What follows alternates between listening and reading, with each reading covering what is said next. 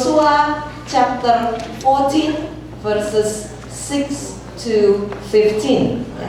Kitab Yosua 14 ayat 6 sampai dengan 15. Saya akan bacakan ya.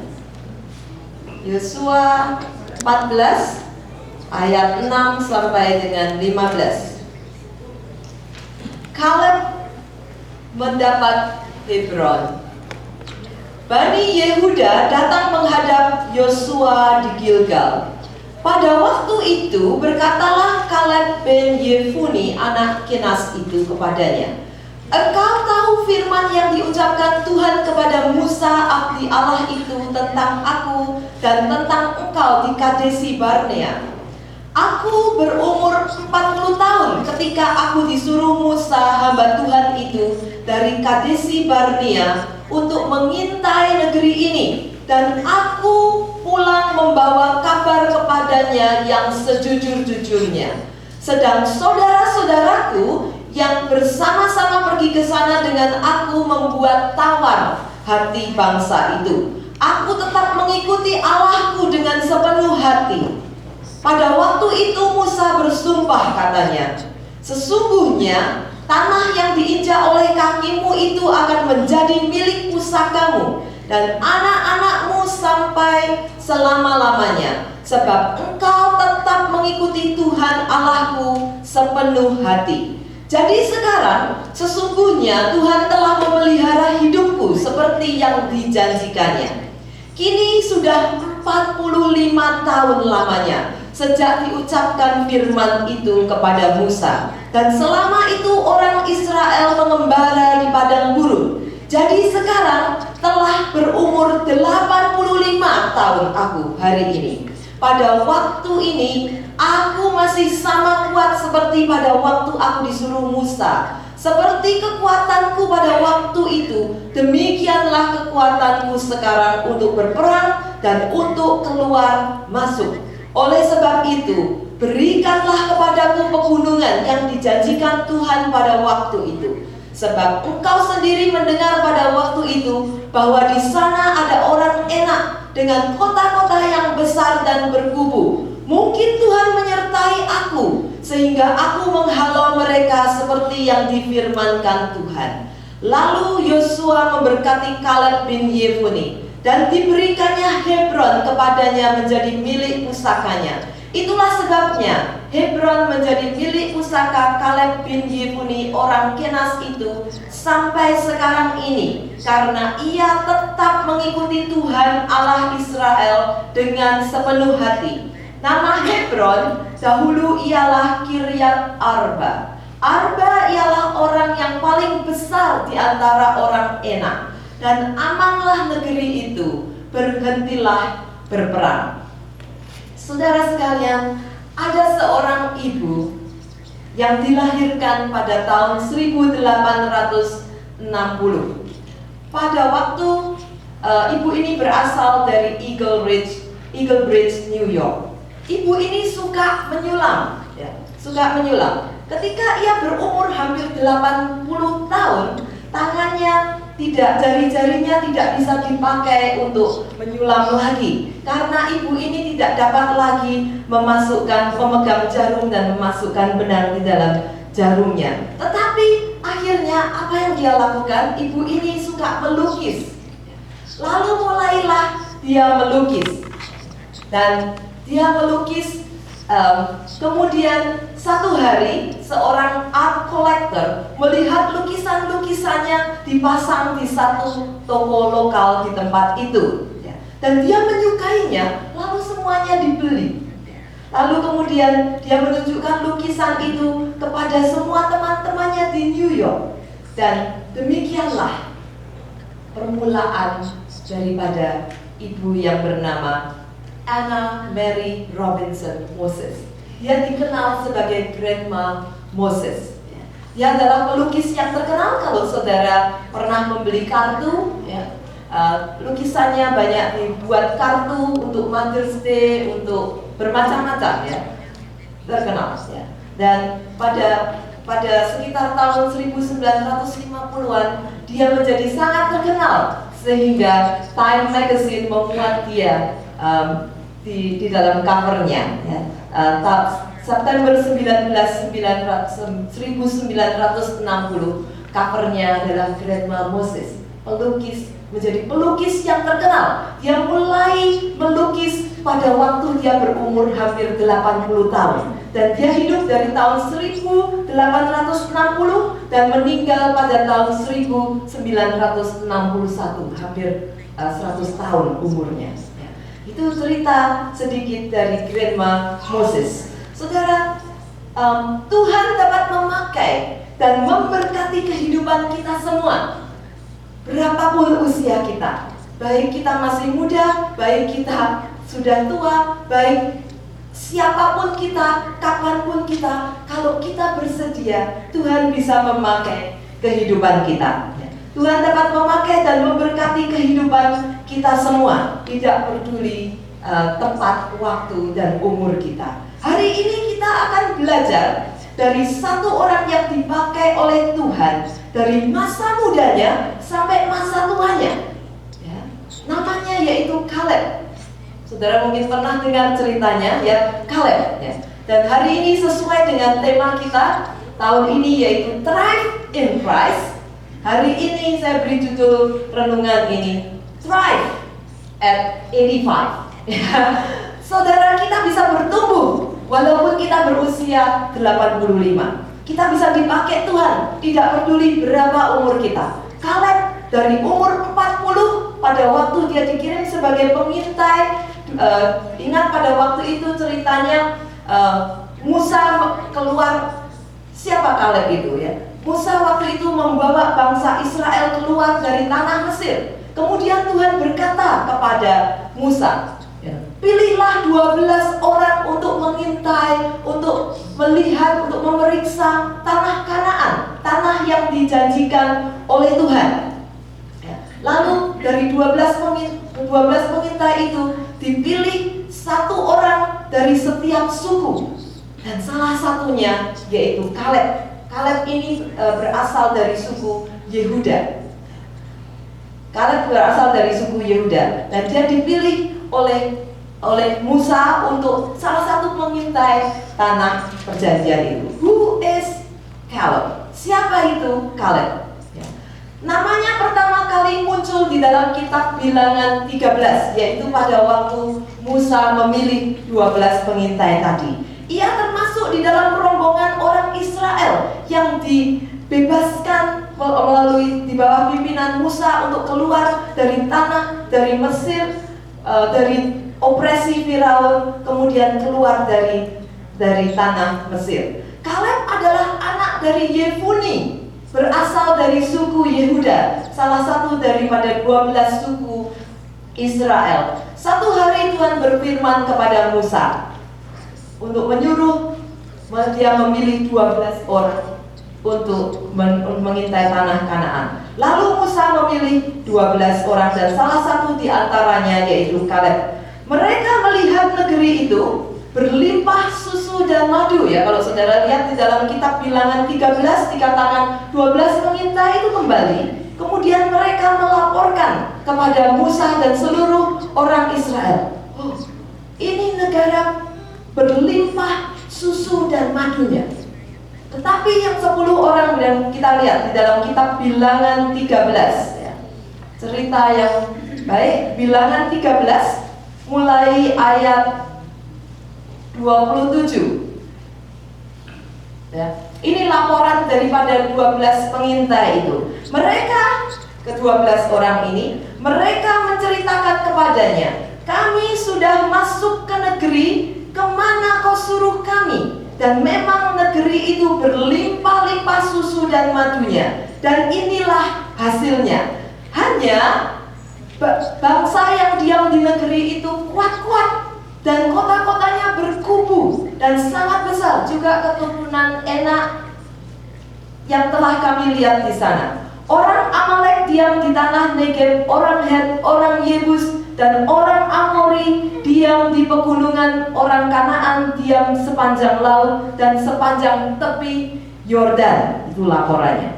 Kemudian dikatakan, lihat ayat 30, kemudian Kaleb mencoba menenteramkan hati bangsa itu di hadapan Musa, katanya, tidak, kita akan maju dan menduduki negeri itu, sebab kita pasti akan mengalahkannya. Tetapi orang-orang yang pergi ke sana bersama-sama dengan dia berkata, kita tidak dapat maju menyerang bangsa itu karena mereka jauh lebih kuat daripada kita. Juga mereka menyampaikan kepada Israel kabar busuk tentang negeri yang diintai mereka dan berkata, negeri yang telah kami lalui untuk diintai adalah suatu negeri yang memakan penduduknya, dan semua orang yang kami lihat di sana adalah orang-orang yang tinggi-tinggi perawakannya. Juga kami lihat di sana orang-orang raksasa, orang enak berasal dari orang raksasa, dan kami melihat diri kami seperti belalang, dan demikian juga mereka terhadap kami. Saudara, 12 orang dikirim untuk mengintai tanah Kanaan.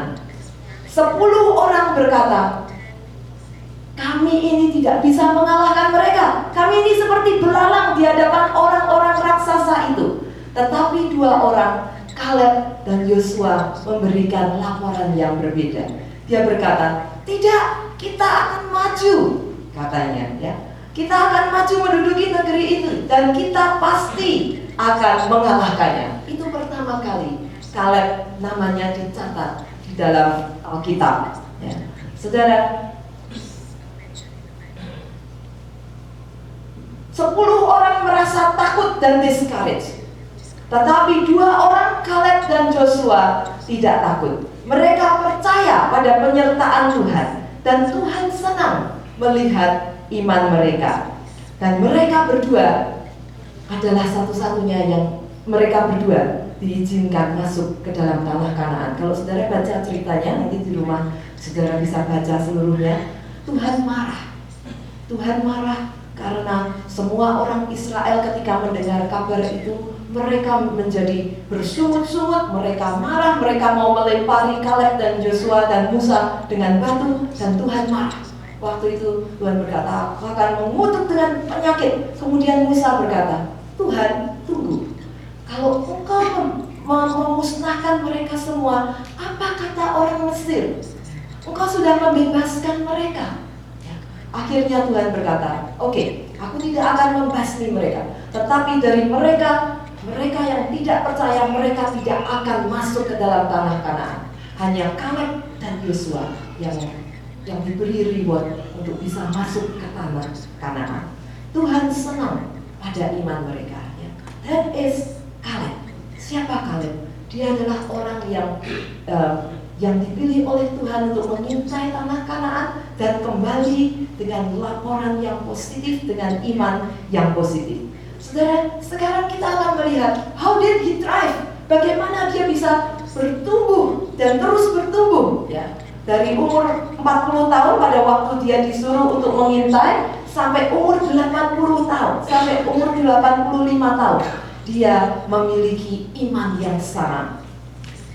How did he thrive? Bagaimana dia bisa bertumbuh dan menjadi semakin kuat, kuat, dan Alkitab mencatat dia mengikuti Tuhan dengan sepenuh hati. Ya, kalau saudara perhatikan, kata-kata ini diulang-ulang berkali-kali. Ada 3 hal yang saya lihat di dalam kehidupan Kaleb yang membuat dia tetap bersemangat melayani Tuhan. Dia tidak patah di tengah jalan. Banyak orang yang pada waktu mengikut Tuhan, dia berapi-api, dia melayani dengan sungguh-sungguh. Tetapi pada waktu pencobaan datang, pada waktu kesulitan datang, imannya menjadi gugur. But not Kaleb. Ya, semakin dia mature, semakin dia bertambah usia, semakin dia beriman bersungguh-sungguh kepada Tuhan. Yang pertama, kita lihat di dalam ayat tadi, Yosua 14 tadi, kembali kepada Yosua 14 ayat 8 dan 9 dikatakan demikian. Sedang saudara-saudaraku yang bersama-sama pergi ke sana dengan aku membuat membuat tawar hati bangsa itu, tetapi aku tetap mengikuti Tuhan Allahku dengan sepenuh hati. Ayat 9. Pada waktu Musa bersumpah kepadanya, sesungguhnya tanah yang diinjak oleh kakimu akan menjadi milik pusakamu dan anak-anakmu sampai selama-lamanya, sebab engkau tetap mengikuti Tuhan Allahku dengan segenap hatimu. 2 kali diulang. Kemudian di dalam ayat 14, itulah sebabnya Hebron menjadi milik pusaka Kaleb bin Yefune, orang Kenas itu sampai sekarang ini, karena ia tetap mengikuti Tuhan Allah Israel dengan sepenuh hati. 3 kali disebutkan dia mengikut Tuhan dengan sepenuh hati. Saudara, di dalam ayat yang lain, di dalam kitab Bilangan 14 dikatakan lagi, dia mengikut Tuhan dengan sepenuh hati. Di dalam kitab Ulangan diulangi lagi bahwa Kaleb itu mengikut Tuhan dengan sepenuh hati. 6 kali Alkitab mencatat bahwa Kaleb ini adalah orang yang mengikut Tuhan dengan segenap hati. Itu nomor 1 ya. Banyak orang mengikut Tuhan, tetapi tidak semuanya mengikutinya dengan sepenuh hati. Dan Alkitab mencatat, bahkan Tuhan sendiri berkata di dalam kitab Bilangan 13 tadi, bahwa Kaleb ini mengikut Tuhan dengan sepenuh hati. Itu adalah kunci yang pertama. If we want to thrive, kalau kita ingin bertumbuh dengan luar biasa, ingin semakin kuat di dalam iman kita kepada Tuhan, nomor 1, dengan sepenuh hati. Perhatikan kata itu, committed, commitment. Yang pertama yaitu he is committed. Dia itu melakukannya, melayani Tuhan, mengikut Tuhan dengan sepenuh hati. Tidak separuh-separuh, tidak kalau dia pas senang, tidak kalau dia pas ingin melayani. No. Alkitab mencatat Kaleb mengikuti Tuhan dengan sepenuh hati. Bila kita mengikut Tuhan, melayani dengan sepenuh hati, maka kita menyenangkan hati Tuhan. Saudara lihat bagaimana Tuhan memberikan reward yang luar biasa dalam kehidupan Kaleb. Tidak hanya pada Kaleb, tetapi pada keturunannya ya. Dan keluarganya memiliki Hebron. Dan diizinkan untuk masuk ke dalam tanah Kanaan. Saudara, apapun yang kita lakukan, kalau kita lakukan dengan sepenuh hati, it's always inspiring to others ya. Itu selalu mendatangkan berkat dan selalu mendatangkan inspirasi ya. Apapun yang kita lakukan dengan sepenuh hati dan dengan kasih, apapun yang kita lakukan untuk Tuhan, it's an act of worship, adalah ibadah kita ya. Kitab Roma 12 berkata, persembahkanlah tubuhmu sebagai persembahan yang hidup, yang kudus, yang berkenan kepada Tuhan. Itu adalah ibadahmu yang sejati. Saya sering katakan, banyak orang berpikir salah tentang ibadah. Ibadah yaitu datang ke gereja setiap minggu. Ya, itu adalah bagian daripada ibadah. Ibadah yang sejati yaitu mempersembahkan tubuh kita setiap hari kudus dan berkenan kepada Tuhan. Itu adalah ibadah yang sejati dikatakan oleh Tuhan. Maksudnya apa, saudara? Maksudnya apa yang dilakukan oleh tubuh kita setiap hari itu merupakan ibadah kita kepada Tuhan. Kalau kita lakukan dengan sepenuh hati untuk Tuhan, itu adalah bagian dari ibadah kita. Jadi kita itu beribadah kepada Tuhan tidak hanya pada hari Minggu kalau kita duduk di gereja, kalau kita berada di gereja. No. Buat saya, pada waktu saya di tempat kerja, saya melakukan dengan sepenuh hati untuk Tuhan. Itu juga ibadah. Saya di rumah, saya melayani keluarga, anak, suami, istri. Itu juga ibadah. For me, there is no more separation between spiritual and secular. Semua tindakan yang saya lakukan dengan tubuh, jiwa, pikiran saya yang saya lakukan dengan sungguh-sungguh hati, dengan kasih, dan saya lakukan untuk Tuhan, that is my worship. Jadi kita ini selalu bisa menyembah Tuhan. Ya. Jangan kalau di gereja kita menyembah Tuhan, kalau di luar itu another story. No, Tuhan ada di mana-mana. Kita bisa menyembah Dia di mana-mana. For me, ibadah yaitu apa yang kita lakukan dengan hidup kita setiap hari, setiap saat. Pada waktu kita bekerja dengan sepenuh hati, seperti bos saya itu Tuhan, that's ibadah. Pada waktu saya di rumah, saya melakukan dengan sepenuh hati, saya melayani dengan sepenuh hati, itu ibadah. Pada waktu saya bermain musik di gereja, ini juga ibadah. Pada waktu saudara datang ke gereja mendengarkan firman Tuhan, ini juga ibadah. Saudara, ibadah yang sejati yaitu mempersembahkan setiap tindakan kita, setiap perkataan kita untuk kemuliaan Tuhan. Semua yang kita lakukan bisa menjadi ibadah bagi kita. Kaleb mengikuti Tuhan dengan sepenuh hati. Apapun yang kita lakukan dengan sepenuh hati selalu mendatangkan berkat dan inspiring. Dan saya lihat Kaleb hidupnya yang penuh dengan komitmen, mengerjakan dengan sepenuh hati. He is so inspiring. Dan Kaleb hanya dipuji oleh Tuhan, tetapi dia juga mendapatkan Hebron, dan namanya sampai hari ini dicatat di Alkitab. Saudara, mari kita semua mengikuti dan melayani Tuhan dengan sepenuh hati, dimanapun kita berada.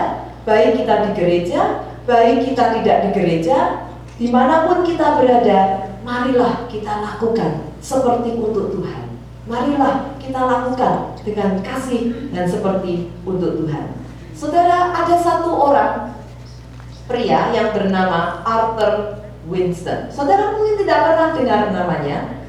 Dia dilahirkan pada tahun 1906 dan dia meninggal pada tahun 2006. Ya.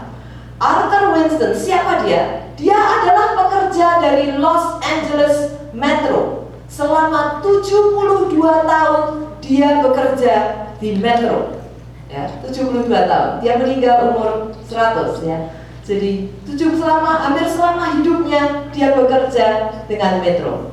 Dan dia diberi honor, dia diberi reward oleh company-nya. Apa rewardnya? Rewardnya yaitu Employee of the Century, ya, bukan Employee of the Month. Biasanya di perusahaan-perusahaan banyak Employee of the Month. Setiap bulan ganti orangnya, ya supaya semua dapat. But he was the Employee of the Century. Mengapa? Orang ini yang sederhana bekerja di Metro, mengapa dia sampai diberi gelar Employee of the Century?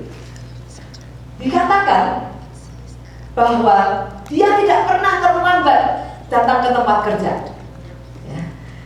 Dia selama hidupnya dia tidak pernah datang terlambat di tempat kerja.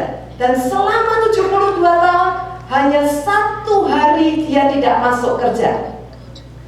Saudara, hanya satu hari dia tidak masuk kerja, yaitu pada waktu istrinya dikuburkan. Dia tidak masuk kerja. And he retired at the age of 100. Dia pensiun pada waktu dia berumur 100 tahun.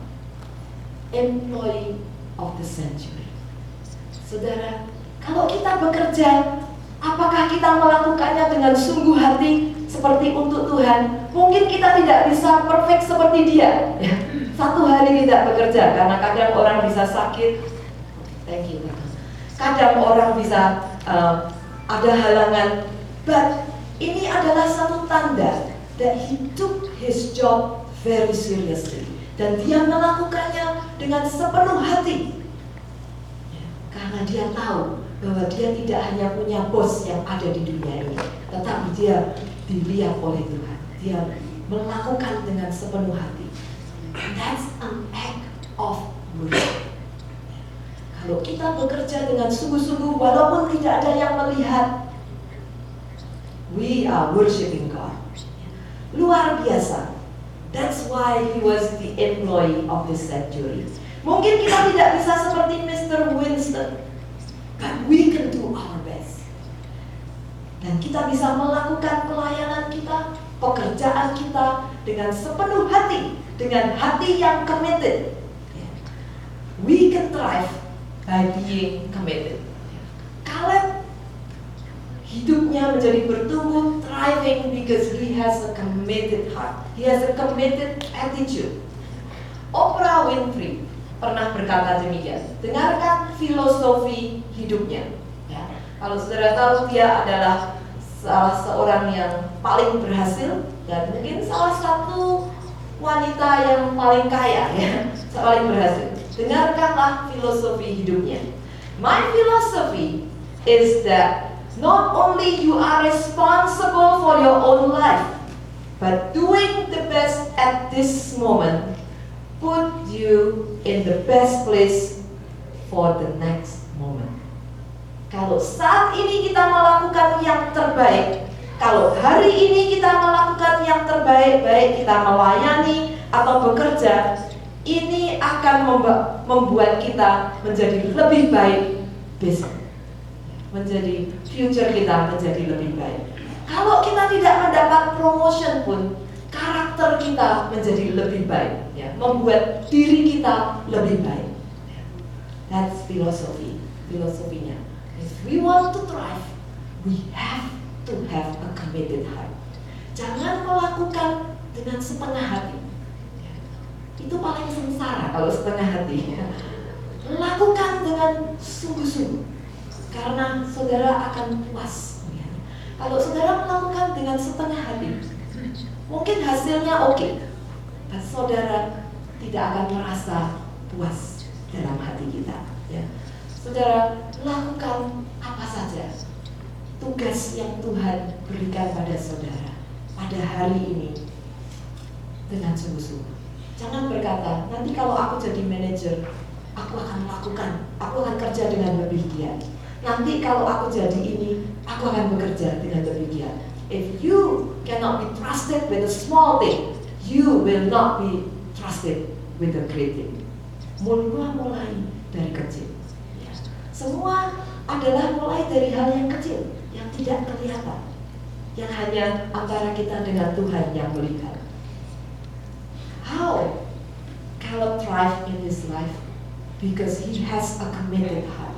Saudara, saya percaya kalau kita lakukan apapun dalam hidup kita dengan sepenuh hati, dengan sungguh-sungguh, dengan sekuat tenaga kita seperti untuk Tuhan, we will be happy, we will be satisfied, and we will be a blessing to many people. Seperti halnya Caleb. Alkitab mencatat 6 kali dia mengikuti Tuhan Allah Israel dengan sepenuh hati. Yang pertama, how did Caleb thrive? He was committed. Yang kedua, kita lihat di dalam Bilangan 13. Kembali ke Bilangan 13 tadi, kisah tentang pengintai, ya. Tadi kita sudah baca, ya. Bilangan 13 ayat 30 tadi, ketika yang 10 pengintai berkata, kita ini akan kalah dengan orang-orang raksasa itu. Ya, dia melihat raksasa itu, mereka melihat dirinya seperti belalang. Sementara Caleb berkata dalam ayat 30, kemudian Caleb mencoba menenteramkan hati bangsa itu di hadapan Musa, katanya. Tidak, kita akan maju dan menduduki negara itu, sebab kita pasti akan mengalahkannya. Ya.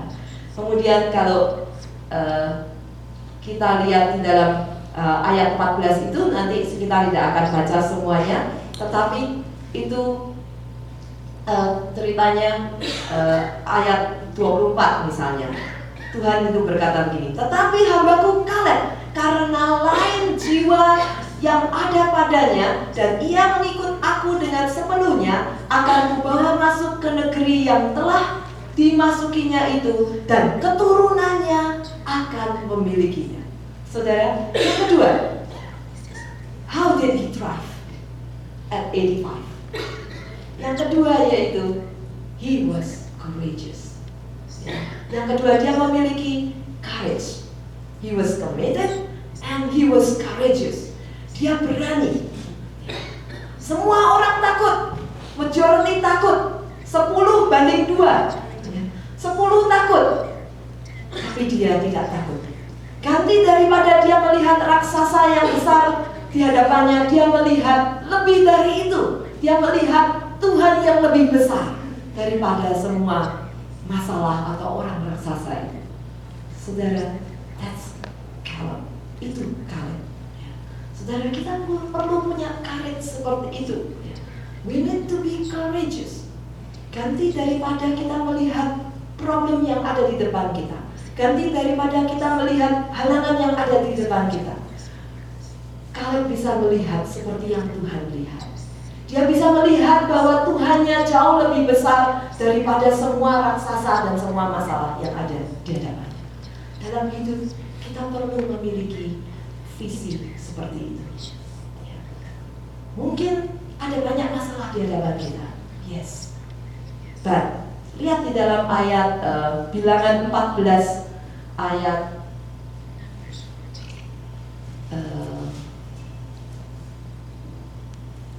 berapa? Sorry, saya hilang. But anyway, dia berkata, ayat 9, 14 ayat 9. Hanya janganlah memberontak kepada Tuhan dan janganlah takut kepada bangsa negeri itu, sebab mereka akan kita telan habis. Kembali dia mengulangi, yang melindungi mereka sudah meninggalkan mereka, sedang Tuhan menyertai kita. Janganlah takut kepada mereka. Itu kuncinya kenapa dia tidak takut. Sebab dia tahu bahwa Tuhannya ada beserta dengan dia, bahwa Tuhan menyertai dia. Dia tahu bahwa dia tidak sendiri di dalam setiap pergumulannya dan di dalam setiap peperangannya. Saudara, pergumulan apa yang kita miliki? Peperangan apa yang kita miliki? Kita selama hidup, kita punya banyak pergumulan. Kita banyak peperangan, banyak battle. But don't do it alone. Itu sebabnya Tuhan menyertai kita. Tuhan menyertai kita. Jangan takut kepada mereka, katanya.